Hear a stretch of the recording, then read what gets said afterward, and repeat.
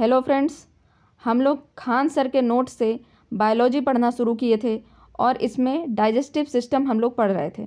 ये पूरा कंप्लीट हो गया था। आज हम लोग रिवीजन करने वाले हैं, तो चलिए शुरू करते हैं। वैसे अंग जो भोजन को पचाने में सहायता करते हैं उन्हें सामूहिक रूप से पाचन तंत्र कहा जाता है। इसमें जटिल भोजन को सरल पदार्थों में तोड़ दिया जाता है।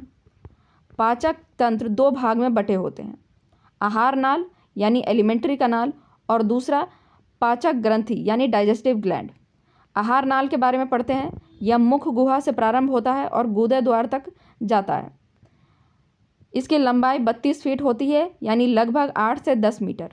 आहार नाल के अंतर्गत मुख गुहा, ग्रास नली, अमाशय, छोटी आंत, बड़ी आंत, मलाशय तथा गूदा द्वार आते हैं।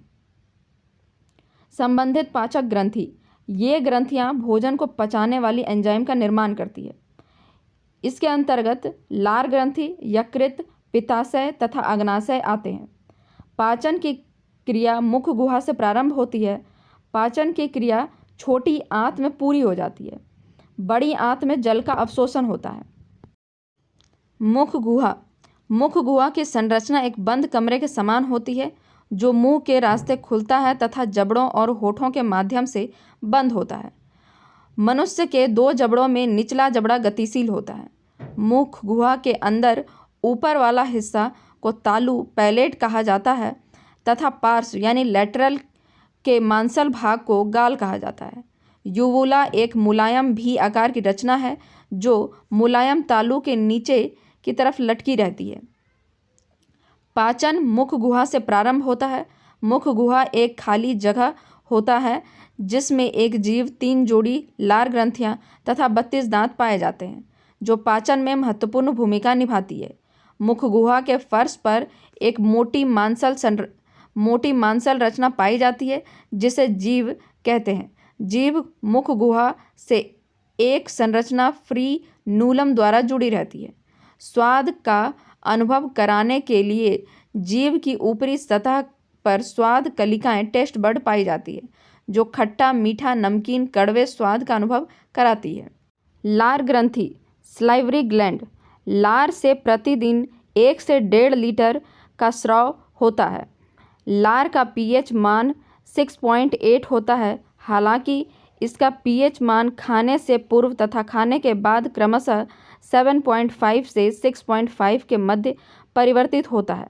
सभी लार ग्रंथियां लार स्रावित करती है जिसमें 99% जल तथा 1% पाचक एंजाइम लाइजोजाइम, टाइलिन, डायस्टेज तथा म्यूलिन निकलते हैं।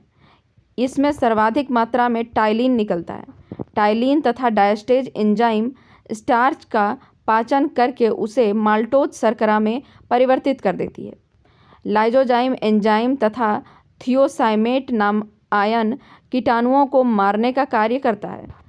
म्यूलिन एंजाइम भोजन को चिपचिपा लसलसा बना देता है जिससे उसे निगलने में आसानी होती है।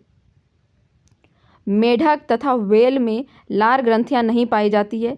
मनुष्यों में 3 जोड़ी लार ग्रंथियां पाई जाती है। 3 जोड़ी कौन कौन सी है? पैरोटिड, सब मैक्सिलरी, सबलिंगुअल। सब मैक्सिलरी को सब मैंडिबुलर भी बोला जाता है। इसको हम जब थ्योरी पढ़ा रहे थे तब हम बताए थे आपको।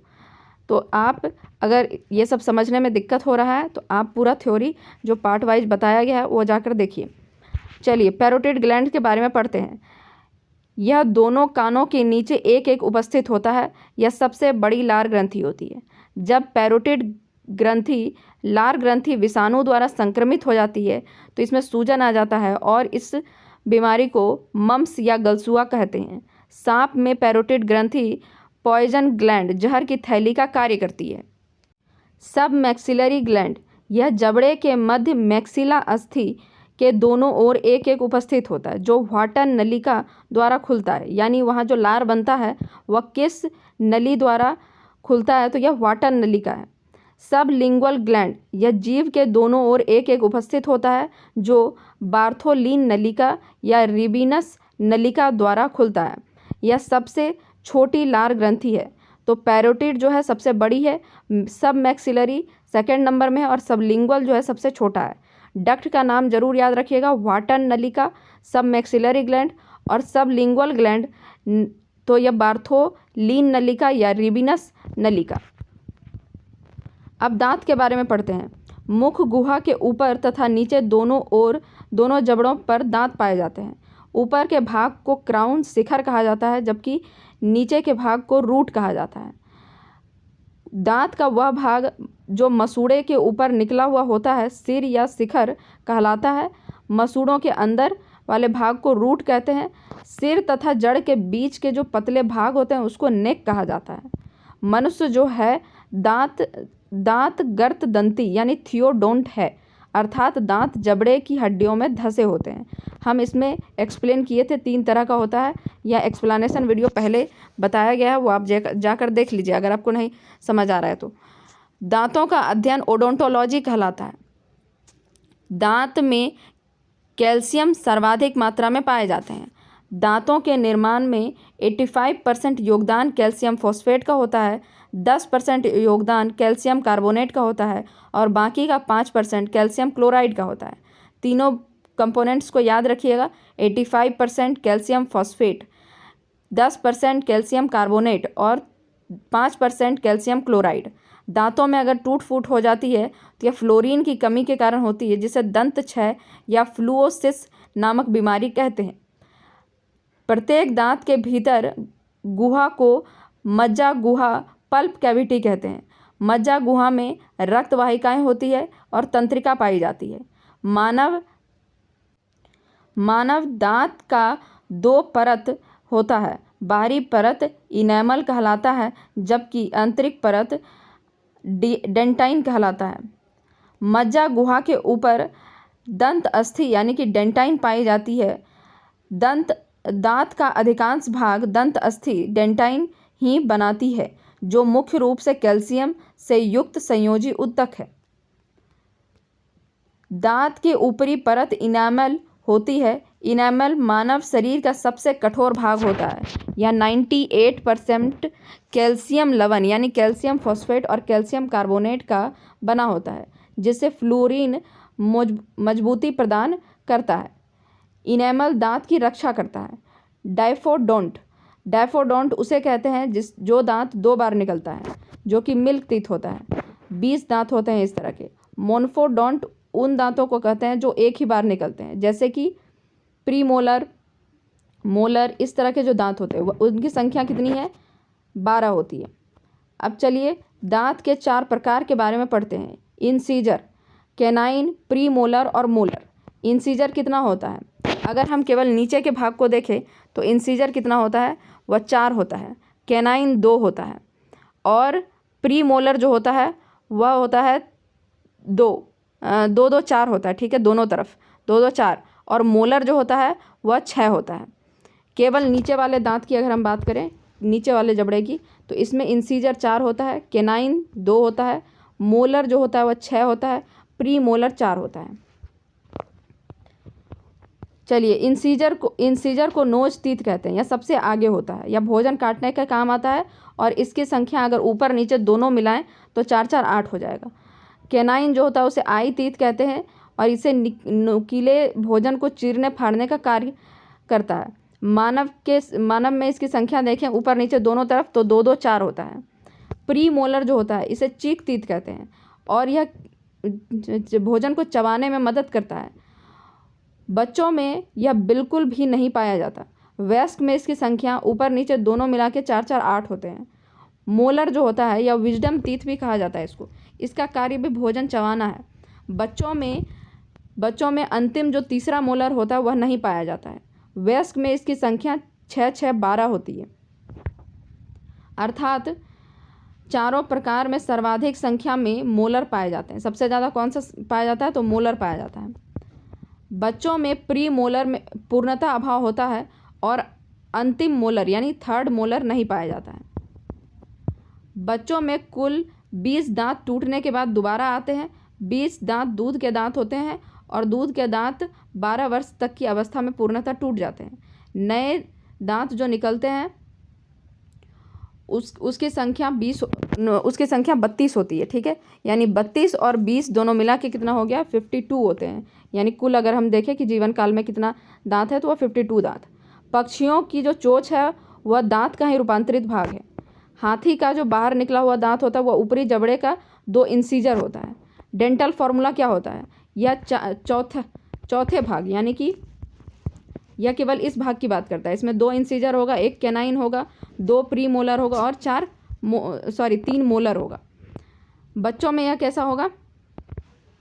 बच्चों में अगर हम देखेंगे तो 2 इंसीजर होगा, 1 कैनाइन होगा, प्री मोलर बिल्कुल भी नहीं होगा, 0 होगा, और 2 मोलर होगा, 3rd मोलर नहीं होता है। दंत सूत्र द्वारा दांतों का 1/4 भाग ही दिखाया जाता है, जैसे अभी हम दिखाए थे। जानवरों में ऊपरी जबड़ा में दांत नहीं होता है। स्तनधारी में सर्वाधिक दांत सूअर तथा घोड़े में होता है, जिनकी संख्या 44 होती है। मच्छर में 47 दांत होते हैं, जबकि गाय भेड़ में 32 दांत होते हैं। याद रखिएगा, सबसे ज़्यादा स्तनधारी में दांत किसके पास होता है? तो सूअर और घोड़े में 44 दांत। मच्छर में दांत कितना होता है? 47। और गाय भेड़ में कितना होता है? 32 दांत होता है। ग्रास नली ईसोफेगस या मुख गुहा को आमाशय से जोड़ने का कार्य करता है। यह एक लंबी नली के समान होता है जो लार में मिले हुए भोजन को निगल द्वार द्वारा प्राप्त करती है। इसमें कोई भी पाचन क्रिया नहीं होता है। यह 10 इंच लंबी होती है। जिराफ में यह सबसे लंबी होती है क्योंकि इसकी गर्दन भी लंबी होती है। क्रमाकुचन यानी पेरिस्टोलिस के कारण भोजन ग्रास नली से आमाशय में पहुंचता है। ग्रास नली व आमाशय के बीच एक वाल्व स्फिंक्टर पाया जाता है जो भोजन को वापस से ग्रास नली में न डाल दे। एक बार पेट में आने के बाद दोबारा ग्रास नली में न चला जाए, इसके लिए वहाँ पर एक वाल्व लगा होता है जिसको कहते हैं स्फिंक्टर। अमाशय के बारे में पढ़ते हैं। यह एक थैलीनुमा आकृति होती है। इसमें भोजन संग्रहित रहता है तथा पाचन भी होता है। यह आहार नल का सबसे चौड़ा भाग होता है। इसमें लगभग 4 घंटे तक खाना रुका हुआ रहता है। इसकी दीवारें जो होती है वह म्यूकोसा की बनी होती है। इसमें अमाशय में 3 भाग होते हैं, कार्डियक, फनीडक और पाइलोरिक। कार्डियक से HCl निकलता है जो टाइलिन के प्रभाव को समाप्त करता है, कीटाणुओं को मारता है, भोजन को अम्लीय बनाता है, एंजाइम की क्रियाशक्ति को बढ़ाता है। फनीडक क्या करता है? फनीडक बीज का भाग होता है जिसमें कांटेनुमा रचना पाई जाती है जिसे रूजी कहते हैं। यह भोजन को रोक कर रखने का कार्य करता है। जब हम लंबे समय तक भोजन नहीं किए होते हैं तो यह रूजी अपने स्थान पर खड़ा हो जाता है और चुभन होने लगती है। पाइलोरिक में जठर ग्रंथि पाई जाती है जिसमें जठर रस निकलता है। जब जठर ग्रंथि काम नहीं करती तो उस रोग को गैस्ट्रिक कहते हैं। जठर ग्रंथियों में मुख्यतः 3 प्रकार की कोशिकाएं पाई जाती है। श्लेष्म कोशिका यानी म्यूकस सेल, ये श्लेष्म यानी म्यूकस का स्रावन करती है। मुख्य कोशिका यानी पेप्टिक और जाइमोजेज सेल, ये पेप्सिनोजन तथा प्रोरेनिन नामक एंजाइम का स्रावन करती है। भित्तीय कोशिकाएं यानी ऑक्सेंटिक और पेरेसियल सेल, ये हाइड्रोक्लोरिक अम्ल का स्रावन करती है। जठर रस में रेनिन तथा पेप्सिन पाया जाता है। रेनिन दूध को दही में बदलता है यानी दूध को पचाने का काम करता है। दूध में उपस्थित कैसीन प्रोटीन को कैल्शियम पाराकैसिनेट में बदल देता है।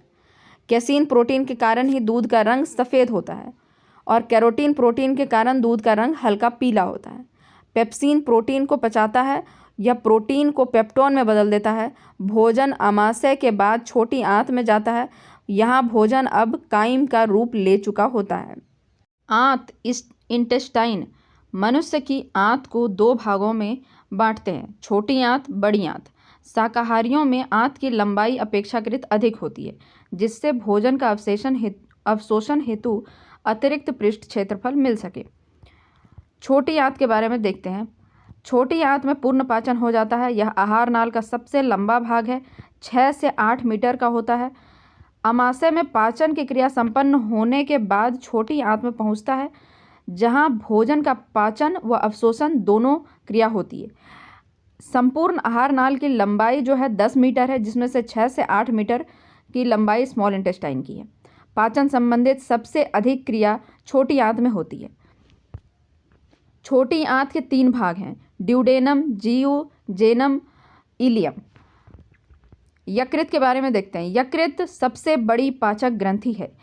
इसका भार लगभग 1.5 kg का होता है। अपने क्षतिग्रस्त होने पर यह खुद से अपना निर्माण कर लेता है। इसमें बाइल यानी कि पित्त का निर्माण होता है। पित्ताशय के बारे में पढ़ते हैं। इसमें यकृत द्वारा बनाए गए पित्त आकर जमा होता है। पित्त का निर्माण यहाँ पर नहीं होता है। यकृत के जस्ट नीचे पित्ताशय होता है। जब पित्ताशय में स्टोन निर्माण हो जाता है तो उसको ठीक नहीं किया जा सकता है, इसको पूरी तरह काट के निकाल दिया जाता है। अल्ट्रासोनिक विकिरण द्वारा पित्ताशय की पथरी को गला दिया जाता है। बिना शल्य क्रिया के यानी कि बिना चीर फाड़ के ठीक कर दिया जाता है। इसको लिथोट्रिप्सी कहते हैं। पित्त एंजाइम न होते हुए भी पाचक में सहायक है। पित्त रस गाढ़ा हल्के पीले रंग का होता है। मनुष्य में प्रतिदिन लगभग 600 मिलीलीटर पित्त रस स्रावित होता है। पित्त भोजन को क्षारीय बनाता है। पित्त क्षारीय क्योंकि पित्त जो होता है वह क्षारीय होता है। इसका pH 7.8 से 8.5 तक होता है। पित्त रस में कोई भी पाचक एंजाइम नहीं पाए जाते हैं। पित्त रस में पित्त वर्णक यानी कि बाइल पिगमेंट पाया जाता है, जिसको बिलिरुबिन और बिलिवर्डिन कहते हैं। पित्त रस में उपस्थित 2 लवण सोडियम ग्लाइकोलेट और सोडियम टोरोकोलेट भोजन में उपस्थित फैट को जलाकर छोटी छोटी बिंदुओं में तोड़ देता है, यानी छोटे छोटे टुकड़ों में तोड़ देता है। इस कारण इस क्रिया को पाइसीकरण या इमल्सिफिकेशन कहते हैं। वसा में घुलनशील विटामिन ए, डी, ई के अवशोषण में भी पित्त रस की महत्वपूर्ण भूमिका होती है। यदि व्यक्ति का पित्ताशय निकाल दिया जाए तो उस व्यक्ति में वसा का पाचन नहीं हो पाएगा। चलिए ड्यूडेनम यानी कि पक्वाशय के बारे में पढ़ते हैं। यह अंग्रेजी के यू अक्षर की भांति मुड़ी हुई संरचना होती है। यह छोटी आंत का पहला भाग होता है। अमाशय के बाद भोजन ग्रहणी में आता है। जहाँ उसमें पित्त मिलता है वह क्षारीय बन जाता है। ग्रहणी में किसी भी प्रकार का एंजाइम नहीं होता है, बल्कि इसमें दो प्रकार के हार्मोन पाए जाते हैं, कोलेसिस्टोकाइनिन और सिक्रेटिन। कोलेसिस्टोकाइनिन पित्ताशय को उत्तेजित करता है, सिक्रेटिन पेनक्रियास को उत्तेजित करता है। अग्नाशय यानी पेनक्रियास से 3 प्रकार के एंजाइम निकलते हैं। इन 3 को सामूहिक रूप से पूर्ण पाचक रस कहते हैं, क्योंकि यह भोजन के सभी अवयव को पचा सकता है। ट्रिप्सिन यह प्रोटीन यानी पेप्टोन को पचाकर पेप्टाइड में बदल देता है। अमाइलेज यह स्टार्च यानी मंड को शर्करा में तोड़ देता है। लाइपेज यह पित्त द्वारा पाइसीकृत इमल्सिफाइड वसा को तोड़कर ग्लिसरॉल और वसीय अम्ल में बदल देता है। चलिए ज्यूजेनम के बारे में पढ़ते हैं। ज्यूजेनम में पाचन की कोई क्रिया नहीं होती है। ग्रहणी के बाद भोजन ज्यूजेनम में और ज्यूजेनम के बाद इलियम में जाता है। इलियम यह छोटी आंत का अंतिम भाग है। यहाँ से भोजन का पाचन तथा अवशोषण होता है। यहाँ से कई प्रकार के आंत रस यानी इंटेस्टाइनल जूस निकलते हैं। इस आंत रस को सक्कस इंट्रिकस कहते हैं। याद रखिएगा, सक्कस इंट्रिकस कहते हैं जो इंटेस्टाइनल जूस निकलता है। निम्नलिखित एंजाइम पाए जाते हैं। इरेप्सिन यह इरेप्सिन पेप्टाइड को अमीनो अम्ल में बदलता है। प्रोटीन को पहले पेप्टोन में बदला जाता है, पेप्टोन को पेप्टाइड में बदला जाता है और पेप्टाइड को अंततः अमीनो एसिड्स में बदल दिया जाता है। लाइपेज यह वसा को पचाता है, वसा को ग्लिसरॉल तथा वसीय अम्ल में बदलता है। लाइपेज से वसा और वसा से ग्लिसरॉल और लाइपेज जो है वह वसा को ग्लिसरॉल और वसीय अम्ल में बदलता है। माल्टेज माल्टोज को पचाता है। सुक्रेज सुक्रोज को पचाता है। लेक्टेज लेक्टोज को पचाता है। छोटी आंत का अंतिम भाग इलियम में अंगुली जैसे रचना पाई जाती है, जिसे विलाई या विली कहते हैं। विलाई अवशोषण का कार्य करती है। भोजन के तुरंत बाद जल नहीं पीना चाहिए, क्योंकि इससे एंजाइम पतला हो जाता है। भोजन करने के कुछ समय बाद नींद आने लगती है, क्योंकि भोजन पचाने के लिए शरीर के अधिकांश रक्त अमाशय की मांसपेशियों में चले जाते हैं। मस्तिष्क में रक्त की कमी हो जाती है, जिस कारण नींद आने लगता है। छोटी आंत इलियम से भोजन निकलता है और वह काइल का रूप ले लेता है और बड़ी आंत में प्रवेश कर जाता है। बड़ी आंत के बारे में पढ़ते हैं। बड़ी आंत छोटी आंत की तुलना अधिक चौड़ी होती है, लेकिन लंबाई में छोटी होती है। इसको बड़ी आंत इसलिए कहा जाता है क्योंकि यह चौड़ाई में बड़ी होती है। बड़ी आंत में भोजन का पाचन नहीं होता, इसमें केवल जल का अवशोषण होता है, भोजन का नहीं। इसमें विटामिन बी का भी निर्माण होता है। याद रखिएगा, विटामिन बी का निर्माण कहाँ होता है, तो यह लार्ज इंटेस्टाइन में होता है। बड़ी आंत 3 भागों में विभक्त होती है, सीकम, कोलन और रेक्टम। छोटी आंत के बाद भोजन सीकम में प्रवेश कर जाती है। सीकम पेट के दाहिनी ओर होता है और जिसके नीचे अपेंडिक्स पाया जाता है। अपेंडिक्स के बारे में देखते हैं। यह हमारे शरीर का एक अवशेषी अंग है, यानी इसकी कोई ज़रूरत नहीं है। अब सेलुलोज को पचाता है। यह जानवरों का मुख्य अंग होता है। जो जानवर घास फूस खाते हैं उनके लिए मुख्य अंग होता है। वैसे अंग को अवशेषी या वेस्टेजियस कहते हैं जो शरीर में तो होता है किंतु काम नहीं करता। Appendix, third molar, pre molar, पीना, कर्णपल, त्वचा के बाल। जब कभी भोजन अपेंडिक्स में फंस जाता है तो उसे ऑपरेशन करके अपेंडिक्स को पूरा काट दिया जाता है। सीकम के बाद कोलन प्रारंभ होता है जिसमें जल का अवशोषण होता है। कोलन में ही म्यूकस का निर्माण होता है जो पचे भोजन को चिपचिपा बना देता है। म्यूकस का निर्माण मलाशय में अवशिष्ट पदार्थ जमा रहता है और गुदाद्वार द्वारा निकल जाता है। पाचन की क्रिया एक जल अपघटन की क्रिया है। पाचन की संपूर्ण क्रिया पाचन अवस्थाओं में होती है। अंतःग्रहण इंजक्शन भोजन निकलने की क्रिया को इंजक्शन यानी अंतःग्रहण कहते हैं। पाचन भोज्य पदार्थ को छोटे छोटे सरल पदार्थों में तोड़ना पाचन कहलाता है। अवशोषण पचे भोजन पदार्थों को कोशिकाएं जब सोख लेती है तो उसे अवशोषण कहते हैं। स्वांगीकरण पचे भोज्य पदार्थ से ऊर्जा प्राप्त करने की क्रिया को स्वांगीकरण कहते हैं। मल परित्याग पाचन के बाद बचे हुए अपशिष्ट पदार्थ बाहर निकालने की क्रिया को मल परित्याग कहते हैं। नोट में देखिए, मल का पीला भूरा रंग उसमें उपस्थित स्टरकोबिलिन और यूरोबिलिन के कारण होता है। मल की बदबू इंडोल एवं स्केटोल नामक पदार्थ के कारण होता है। अवशोषण के पश्चात सभी पोषक पदार्थ यकृत निर्वाहिका शिरा द्वारा यकृत में पहुँचती, यानी सबसे पहले जो भी चीज़ अवशोषित होता है वह सबसे पहले हेप्टिक पोर्टल वेन यानी कि यकृत निर्वाहिका शिरा द्वारा यकृत में पहुँचाया जाता है। लीवर में सबसे पहले पहुँचाया जाता है जहाँ उपापचय क्रिया संपन्न होती है। अवशोषित पदार्थ शारीरिक पदार्थों में परिवर्तित कर दिए जाते हैं जिसे स्वांगीकरण कहते हैं, जैसे कि ब्लड में बदल देना और भी जिस तरह का विटामिन्स में बदल देना। चलिए वन लाइनर क्वेश्चन देखते हैं। लार किसके पाचन में सहायक होता है? तो स्टार्च के। वसा का पाचन करने वाला लाइपेज एंजाइम किस अंग द्वारा स्रावित होता है? तो यह यकृत द्वारा स्रावित होता है। यकृत से ही पाइल का स्राव होता है। लाइपेज द्वारा वसा के जलीय अपघटन के पश्चात क्या प्राप्त होता है? वसीय अम्ल और ग्लिसरॉल। कौन सा पाचक हार्मोन छोटी आंत से स्रावित होता है? तो सिक्रेटिन। और पित्त का संचयन कहाँ होता है? हार्मोन जो छोटी आंत से निकलती है वह सिक्रेटिन है, और भी एक है, उसको आपको कमेंट में बताना है। पित्त का संचालन कहाँ होता है? पित्ताशय में। किस अंग में प्रोटीन्स का पूर्ण पाचन होता है? आंत में। आमाशय की भित्ति कौन सा हार्मोन स्रावित करती है? तो गैस्ट्रीन। लार की टाइलिन एंजाइम किस माध्यम से क्रियाशील होती है? हल्के अम्लीय माध्यम से। आमाशय की दीवार का पेशीय संकुचन क्या कहलाता है? तो यह क्रमाकुचन कहलाता है। पाचन तंत्र किस रूप में कोलेस्ट्रॉल में पाया जाता है? पित्त में। कार्बोहाइड्रेट किस रूप में शरीर में संग्रहित होता है? ग्लाइकोजन के रूप में। आमाशय में भोजन के जीवाणु को कौन नष्ट करता है? HCl। मानव शरीर की किस संरचना में कृमि रूप परिशोषिका पाई जाती है?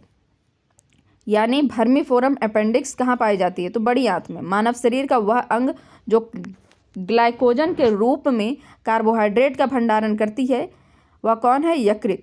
एक स्तनधारी की सबसे बड़ी ग्रंथि होती है यकृत। पीएच का लार का पीएच कितना होता है? 6.8। पीलिया कौन से अंग को प्रभावित करता है? यकृत को।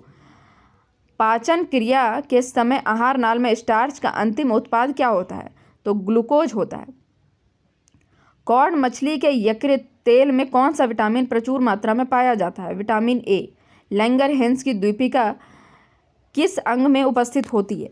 अग्नाशय पेनक्रियाज में। मानव शरीर में किस एक अंग में हार्मोन के साथ साथ पाचक एंजाइमों का भी स्रवण होता है।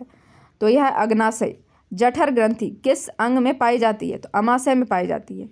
यकृत द्वारा किस प्रोटीन का संश्लेषण व संग्रह किया जाता है? फाइब्रोनिजन और प्रोथ्रोम्बिन। यकृत में उपस्थित कौन सा पदार्थ मानव शरीर में रक्त को जमने से रोकता है? तो यह हिपेरिन होता है, जो ब्लड क्लॉटिंग से बचाता है, शरीर के अंदर ब्लड क्लॉटिंग नहीं होने देता है। लंबे समय तक उपवास रखने का सर्वाधिक प्रभाव शरीर के किस अंग पर पड़ता है? तो यह किडनी पर पड़ता है। मानव शरीर में पाचन का अधिकांश भाग किस अंग में संपन्न होता है? छोटी आंत में। मानव शरीर में छोटी आंत होती है अवशोषण के लिए। किस अंग के द्वारा रक्त से यूरिया पृथक किया जाता है? तो किडनी में रक्त से यूरिया को पृथक किया जाता है। इंसुलिन में कौन सा धातु उपस्थित होता है? तो याद रखिएगा, इंसुलिन में जस्ता धातु उपलब्ध होता है। तो देखिए, यह पूरा डाइजेस्टिव सिस्टम आज हम लोग रिवाइज कर लिए हैं और इसको आप बार बार रिपीट में देखते रहिएगा जब भी आपको डाइजेस्टिव सिस्टम रिवाइज करना होगा। अगर आपको समझना है तो इसके 3 पार्ट बनाए गए हैं, आप जाकर उसमें ठीक से समझ लीजिए। इसमें हम ज़्यादा समझाए नहीं हैं क्योंकि हम लोग इसमें केवल रिवीजन कर रहे थे। Thank you. तो अब हम लोग आगे MCQ पढ़ेंगे। आज के लिए इतना रहने देते हैं। नेक्स्ट पार्ट में हम लोग MCQ देखेंगे। Thank you.